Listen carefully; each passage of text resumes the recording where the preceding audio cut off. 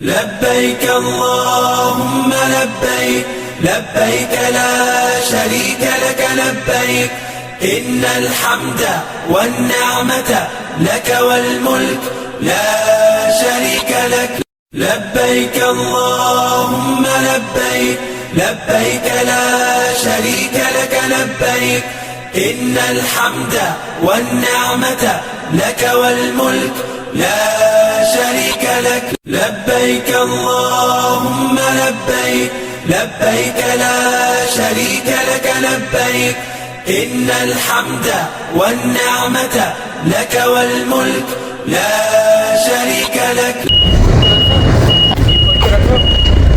না না হি মুখ খেয়ে দিছো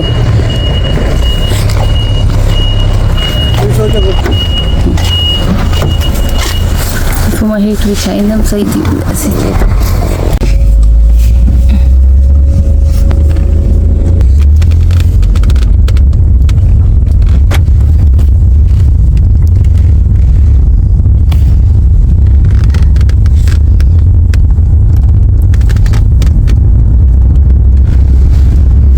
अस्सलामुअलैकुम यूनिक लाइफ स्टाइल में आप सबको वेलकम। होप कि आप सब लोग बिल्कुल ठीक होंगे, खैरियत से होंगे।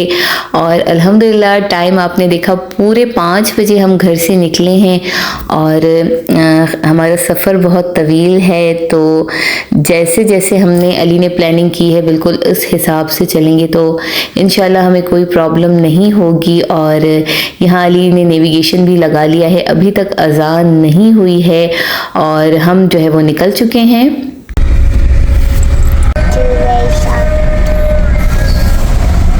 विदाउट शुगर कौन सा?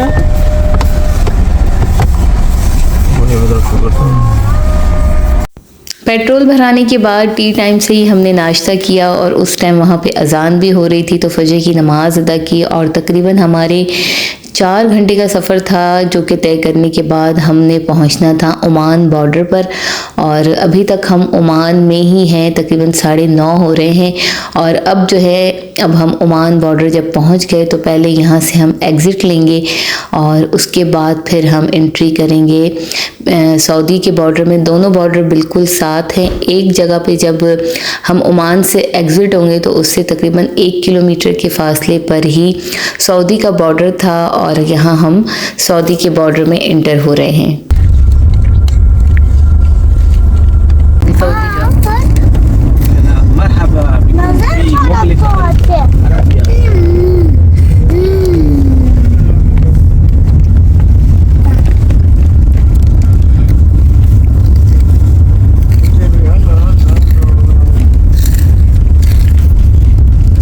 जी तो इस टाइम तो सफ़र का स्टार्ट है और अल्हम्दुलिल्लाह सब फ्रेश हैं। और जैसे कि आप लोगों को बच्चों की भी आवाज़ आ रही है तो फ़ातिमा और मरियम बस जैसे ही हम निकले थे तो मैंने उनको जो है वो गाड़ी के नीचे बिस्तर जो है बिछा के दे दिया था। मैंने उनको ब्लैंकेट बिछा के और उनके पिलो रख दिए थे तो दोनों आराम से सोईं। और जब हम बॉर्डर पे पहुँचे तो ज़ाहिर है हमें एग्ज़िट होना था तो पूरा प्रोसेस था। तब मैंने इन लोगों को उठाया और सऊदी बॉर्डर पे पहुँचने के बाद हमारी एक एक चीज़ की चेकिंग हुई। गाड़ी में एक जो ज़र्रा भी था वो भी उन लोगों ने निकाला, उनसे उसकी सारी चेकिंग हुई। इवन के अली की गाड़ी एक और प्लेस पे गई, हम वहाँ से नीचे उतरे और वहाँ पर भी अली की सारी गाड़ी चेक हुई। उसके बाद फिर हमारे वीज़ा चेक किए गए और स्टैंप लगी वीज़ा पे और पिक्चर्स वगैरह जो भी पूरा प्रोसेस था वो करने के बाद हम जो है सऊदी में एंटर हो गए। जैसे ही हम सऊदी के बॉर्डर पे एंटर हुए तो मुझे 2 चीज़ों का डिफरेंस लगा। वो ये कि जब हम ओमान में थे तो वहाँ पे जितने भी पहाड़ थे वो सब जो है वो पथरीले थे, हार्ड थे। लेकिन जैसे ही हमने सऊदी के बॉर्डर में एंटर किया वहीं से ही जो है रेगिस्तान स्टार्ट हो गया। बिल्कुल इतना कोई प्यारा व्यू, इतना कोई बेहतरीन व्यू कि ना पूछें। और यहाँ पे फ़ातिमा और मरियम जो है वो गाड़ी में फुल टाइम एंजॉय भी कर रही हैं। और जैसे कि मैंने सोचा था कि शायद ये मुझे बहुत ज़्यादा परेशान करेंगी पर अभी तो सफ़र सिर्फ स्टार्ट हुआ है। अभी मैं नहीं कह सकती कि हमारा सफ़र कैसा रहेगा। पर जो ये नज़ारे थे, ये जो कैप्चर इस टाइम फ़ोन करा है, लेकिन ये जो सामने जैसे हम मूवीज़ में देखते हैं ये बिल्कुल वैसा ही रेगिस्तान था। और तकरीबन 8 घंटे घंटे तक ऐसा ही सहरा है, कोई पेट्रोल पंप नहीं है, कुछ भी नहीं है। तो ये रास्ता जो है वो काफ़ी जो है ना सुनसान था। इतने देसो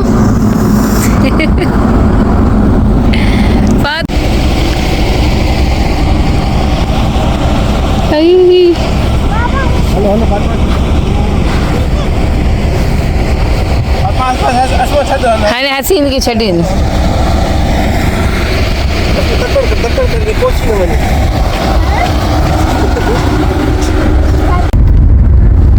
जी तो यहाँ पे थोड़ा सा अली ने जो है वो गाड़ी को रोका, क्योंकि 8 घंटे का जो ये सफ़र था ये गुजर ही नहीं रहा था और एक ही तरह का व्यू था, तो बहुत ही बेजारी हो रही थी। और सबसे बड़ी चीज़ थी कि यहाँ पे गाड़ी 80 की स्पीड से चलानी थी, आप तेज़ गाड़ी भी नहीं चला सकते थे।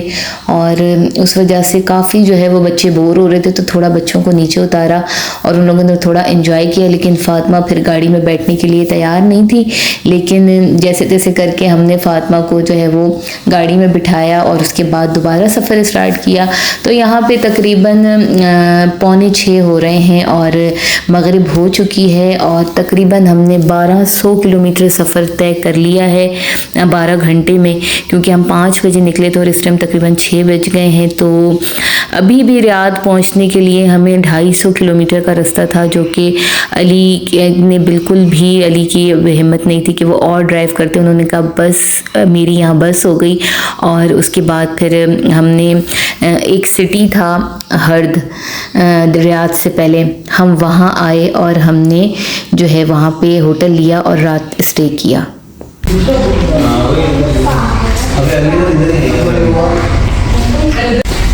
हिते लिफ्ट फातिमा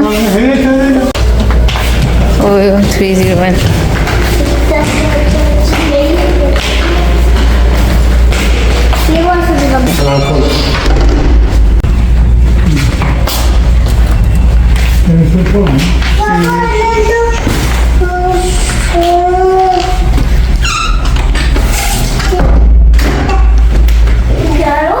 प्यार हुआ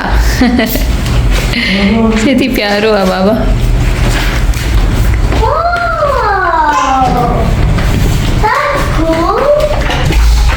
Wow, that's cool.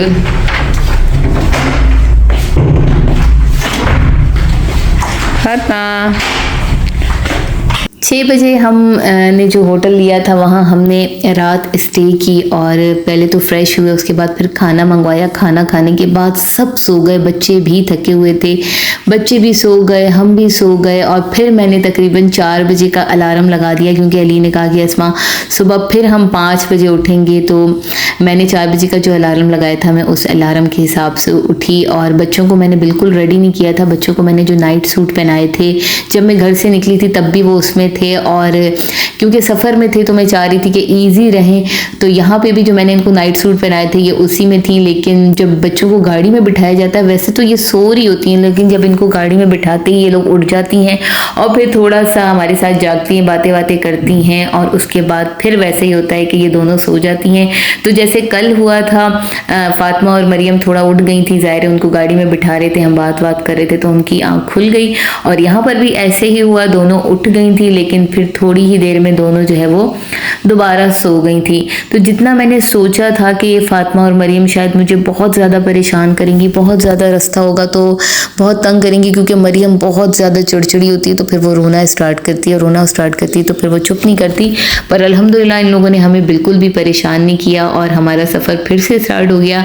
तो हमें रास्ते में एक ट्रेन नज़र आई, ये वो ट्रेन है जो कंस्ट्रक्शन चल रहा है सऊदी में डिफरेंट प्लेसेस पे। तो ये ट्रेन सामान जो है एक जगह से दूसरी जगह लेके जाती है।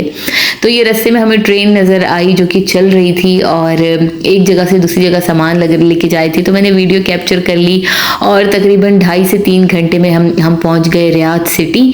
और रियाद पहुंचने के बाद भी अभी मक्का मुकरमा जाने के लिए 900 घंटा का सफ़र है। और रियाद पे मैंने जब साइन बोर्ड देखा कि मक्का मुकरमा सामने है, तो मैंने जल्दी से इसको कैप्चर कर लिया। और इस टाइम जब मक्का मुकरमा का बोर्ड देख के दिल में एक ऐसी खुशी थी, एक ऐसी तड़प थी कि दिल चाह रहा था कि गाड़ी को जो है वो उड़ा के अली ले जाएं और हम जो है वो मक्का पहुंच जाएं। अगर रियाद सिटी के बारे में बताऊं तो रियाद सिटी बहुत ही कोई बड़ा था। अभी हम सिटी के अंदर तो नहीं गए पर काफ़ी बड़ा था। हमने नहीं सोचा था कि रियाद इतना बड़ा होगा, पर रियाद काफ़ी बड़ा था और रियाद में बहुत सारी चीज़ें भी थीं, लेकिन रुकने का भी टाइम नहीं था क्योंकि इस टाइम हमने सिर्फ एक ही जगह पहुंचना है और वो है मक्का मुकरमा। तो जनाब हमने अपना सफ़र तय किया और इस टाइम तकरीबन 12:30 हो रहे हैं। तो यहाँ पे हमने ज़ोहर की नमाज़ अदा की और पेट्रोल पंप था। तो नाश्ता तो हमने, जैसे कि आपने देखा कि वहाँ से अली ने ले लिया था, नाश्ता किया और उसके बाद बच्चों ने कुछ नहीं खाया था तो उनको लग रही थी भूख। तो यहाँ पे हम पेट्रोल पंप पे जब नमाज ज़ोहर अदा की सब ने, तो फिर अली ने पेट्रोल भराया, अपनी गाड़ी चेक की, उनके टायर वगैरह चेक किए। उसके बाद जो है फिर हमने जो है वहीं पे पाकिस्तानी एक रेस्टोरेंट भी था, वहाँ से खाना खाया। तो रास्ते में ऐसी किसी चीज़ की हमें प्रॉब्लम नहीं हुई कि खाने का कोई प्रॉब्लम है या वॉशरूम वगैरह जाने का प्रॉब्लम है, क्योंकि जगह जगह पर जो है ये पेट्रोल पंप्स हैं तो वहाँ पे वॉशरूम भी है। हाँ, पर वो जो रेगिस्तान वाला रास्ता था 8 घंटे का, उसको गुजारना थोड़ा मुश्किल था, पर वो तो बीच में आना ही था। पर ये है कि वो भी बड़ा ही स्मूथली गुजरा और कोई भी प्रॉब्लम नहीं हुई अल्हम्दुलिल्लाह। बच्चे भी बिल्कुल ठीक हैं, बाबा भी ठीक हैं, अली भी अल्हम्दुलिल्लाह जब रात की नींद इन्होंने की तो वो भी दोबारा सुबह फ्रेश हो गए। और सच बताऊं तो इस टाइम सबके दिल में जो वहाँ पहुँचने की तड़प है वो सबको फ्रेश की हुई है। अल्लाह पाक ने हमें खुद हिम्मत दी हुई है, अल्लाह पाक ने अली को हिम्मत दी हुई है, आगे भी अल्लाह पाक अली को हिम्मत दे और वो ऐसे ही बाआसानी अपना सफ़र तय करे और हमें जो है वो मक्के तक पहुँचाए, क्योंकि एक बहुत बड़ी रिस्पॉन्सिबिलिटी अली ने लिए बाय रोड हम लोगों को पहुँचाने की।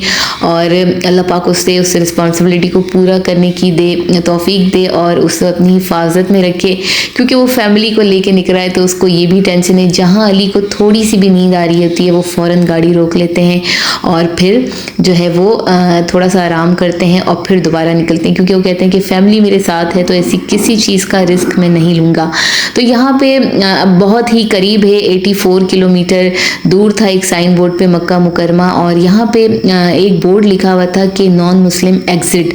तो मैंने अली से पूछा कि अली ये क्या है, तो अली ने मुझे बताया कि इसमें हम ताइफ पहुँचने वाले हैं और ताइफ पहुँचने के बाद यहाँ पे मुस्लिम, इसके बाद एक प्लेस ऐसी है जहाँ से मुस्लिम के अलावा जो नॉन मुस्लिम है उनकी एंट्री नहीं होती। तो जनाब ये वो 2 जगह एग्ज़िट थे कि अगर एक एग्ज़िट मिस हो जाए गैर मुस्लिम से तो वो दूसरे एग्ज़िट से एग्ज़िट ले लें। सिर्फ़ और सिर्फ मुस्लिम अलाउ हैं और गैर मुस्लिम अलाउ नहीं है।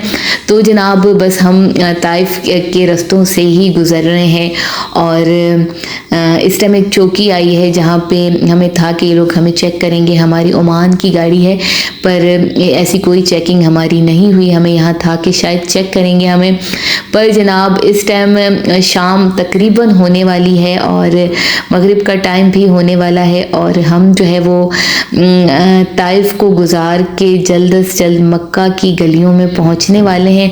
तो ये 3 किलोमीटर का एक टनल था जिसको क्रॉस करने के बाद हमने जो है वो एंट्री करनी थी मक्का की। तो इस टाइम जो मैं आपसे वॉइस ओवर भी कर रही हूँ तो उस टाइम जो जज्बात थे वो मैं आप लोगों से बयान नहीं कर सकती।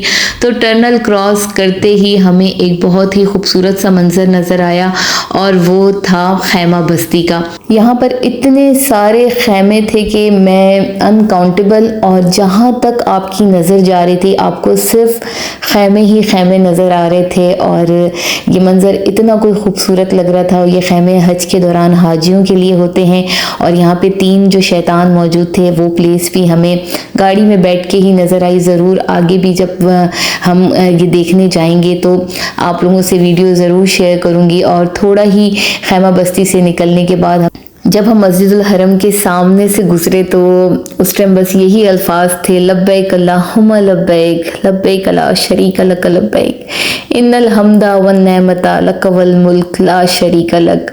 तो उस टाइम जो फीलिंग थी वो भी आप लोगों से बयान नहीं कर पाऊँगी और इस टाइम सिर्फ वॉइस ओवर करते हुए ही जो जज्बात हैं वो शायद आप लोगों से बयान नहीं कर पाऊँगी। पर अल्हम्दुलिल्लाह खैर आफियत से हम पहुंच चुके हैं मक्का मुकरमा और बहुत ही खूबसूरत जर्नी है ये, मेरा बहुत खूबसूरत रोड सफ़र है ये, मेरा बहुत ही मेमोरेबल जर्नी है जो मैं शायद कभी भी नहीं भूलूंगी। और ये थी मेरी आज की वीडियो। खैर से हम मक्का पहुंच चुके हैं और ज़रूर मुझे मेरी फैमिली को दुआओं में याद रखिएगा, मैं भी आपको दुआओं में याद रखूंगी। अल्लाह हाफिज़।